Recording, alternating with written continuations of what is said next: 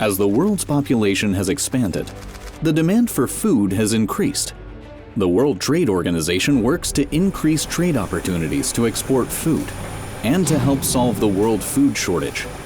To provide a steady production of food for this, it also means there's also a greater demand for water and energy. We have to consider the environmental impact of food production, especially large-scale production.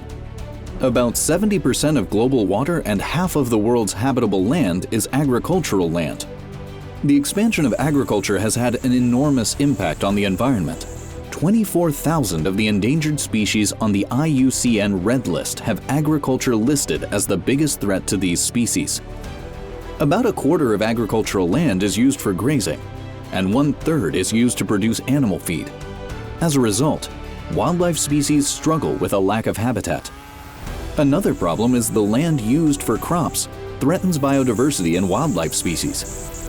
Farmers use pesticides, artificial fertilizers, and other chemicals to kill invasive species, but pollute the environment by using these chemicals. Modern practices in meat production, such as factory farming, contribute to water and air pollution and increase carbon dioxide emissions. The animal waste created by these factories creates a risk of drinking water contamination and affects the air quality of the nearby areas. Different food groups have different effects on the planet.